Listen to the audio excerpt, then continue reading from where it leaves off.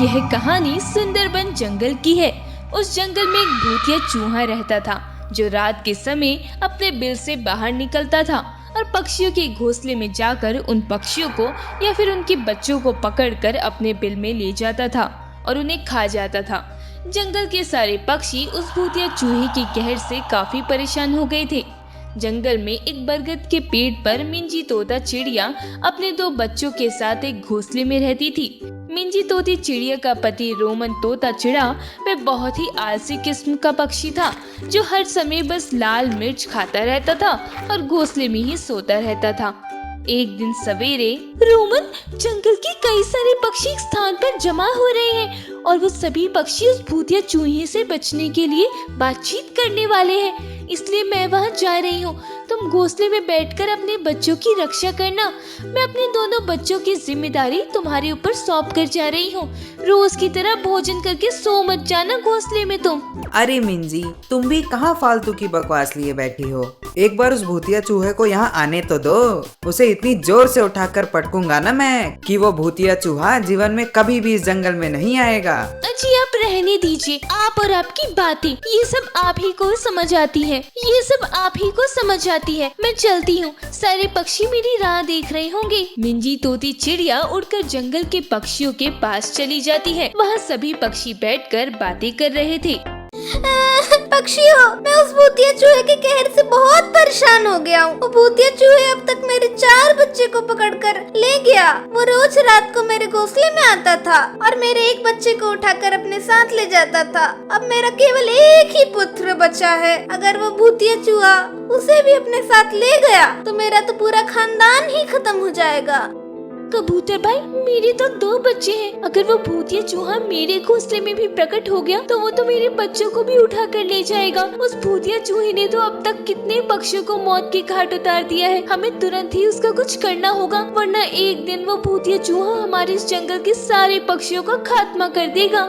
बस एक बार मुझे वो भूतिया चूहा मिल जाए तो मैं इसे नोच नोच कर खा जाऊंगा। पक्षियों, मेरे पास एक उपाय है। क्यों ना हम सारे पक्षी अपने अपने पेड़ के पास एक जाल बिछा दें, ताकि जब वो भूतिया चूहा हमारे इस जंगल में आएगा तो वो किसी न किसी पेड़ पर पक्षियों को पकड़ने के लिए जरूर चढ़ेगा। जैसे ही वो पेड़ पर चढ़ेगा तो वो सीधा हमारे बिछाए हुए जाल में ही फंस जाएगा। एक बार जाल में फंसने के बाद वो दोबारा जाल से निकल नहीं पाएगा। अगले दिन जब हमें वो चूहा जाल में फंसा हुआ दिखाई देगा तो हम उसका वही खात्मा कर देंगे। हाँ चिड़िया बहन, आपके ये उपाय तो बहुत ही अच्छे हैं। इसी तरह हम उस भूतिया चूहे का खात्मा कर सकते हैं और जंगल के मासूम पक्षियों को उस भूतिया चूहे के कहर से बचा सकते हैं। सारे पक्षी वहाँ से उड़कर अपने अपने पेड़ के पास जाते हैं और पेड़ के नीचे एक जाल बिछा देते हैं, ताकि जब रात के समय वो भूतिया चूहा वहाँ आए तो वो सीधा जाल में ही फंस जाए। रात का समय सब पक्षी अपने अपने घोंसले में सोए हुए थे। तभी वो भूतिया चूहा मिंजी तोती चिड़िया के घोंसले के पास आता है।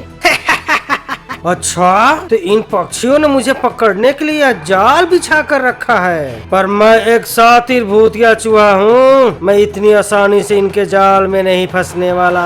पेड़ के घोंसले में सोए हुए पक्षियों को पकड़कर अपने साथ ले जाऊंगा। भूतिया चूहा वो मिंजी तोती चिड़िया के घोंसले से उसके एक बच्चे को उठाकर अपने साथ ले जाता है और उन्हें अपने बिल में ले जाकर खा जाता है। मिंजी तोती चिड़िया और रोमन चिड़ा घोंसले में सोए हुए थे। उन्हें इस बात की जरा भी भनक नहीं थी कि उस भूतिया चूहे ने उनके एक बच्चे को पकड़कर अपने साथ उसके बिल में लेकर चला गया। यूं ही रात बीत जाती है। अगले दिन सवेरे रोमन उठो, हमारा एक बच्चा कहाँ गया? क्या दोनों बच्चे तो घोंसले में ही थे ना, फिर एक बच्चा अचानक कहाँ चला गया? मेरा बच्चा कहाँ चला गया? रोमन, मेरे बच्चे को ढूंढ कर लाओ, कहीं से भी ढूंढ कर लाओ, अभी जाओ। हाँ जी, मैं जाता हूँ। तुम रोना बंद करो, बच्चा यहीं कहीं खेल रहा होगा। मैं अभी देख कर आता हूँ और ढूंढ कर लाता हूँ उसे। तभी एक कोयल घबराते हुए वहाँ आती है। अरे चिड़िया बहन, आपको पता है वो भूतिया चूहा रात में आपके एक बच्चे को पकड़कर अपने साथ ले जा रहा था। मैंने जब अपने घोंसले से देखा तो वो भूतिया चूहा बड़ी ही तेजी से आपके एक बच्चे को अपने साथ ले जा रहा था। आपके बच्चे बहुत रो रहे थे। मैंने आपके बच्चे को बचाने की बहुत कोशिश की, पर मैं उस जाल में फंस गई थी, जो जाल हमने उस भूतिया चूहे को पकड़ने के लिए छिपाया था। इसलिए मैं आपके बच्चे को नहीं बचा पाई। मिंजी तोती चिड़िया ये सुनकर बहुत रोने लगती है। क्या वो भूतिया चूहा मेरे बच्चे को ले गया? ये सब क्या हो गया रोमन? तुमने तो कहा था तुम रात के समय बच्चों की रक्षा करोगे, फिर हमारे होते हुए भी वो भूतिया चूहा कैसे हमारे बच्चे को पकड़ कर ले गया? पता नहीं अब वो हमारे बच्चे के साथ क्या करेगा। उस भूतिया चूहे को तो मैं नहीं छोड़ूंगा। बस एक बार वो भूतिया चूहा मेरे हाथ में आ जाए, मैं उसका वहीं सर्वनाश कर दूंगा। चिड़िया बहन, हमारे ये जाल बिछाने का तरीका तो फेल हो गया। अब हमें कोई और तरकीब निकालनी होगी उस भूतिया चूहे को पकड़ने के लिए। मैं अभी जंगल के सारे पक्षियों को यहाँ ले आती हूँ। कोयल उड़ते हुए जाती है और सारे पक्षियों को मिंजी तोती चिड़िया के घोंसले में लेकर आती है।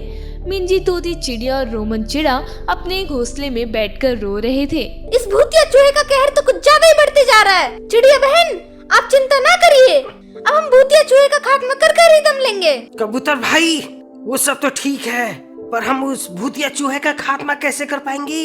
हमने तो उसको पकड़ने के लिए जाल भी बिछाया था, पर तो वो तो जाल को ही काट कर मिंजी तोती चिड़िया के बच्चों को पकड़ के ले गया। वो तो बड़ा ही ताकतवर और खूंखार किस्म का चूहा लग रहा है। मुझे लगता है उसे पकड़ना नामुमकिन है।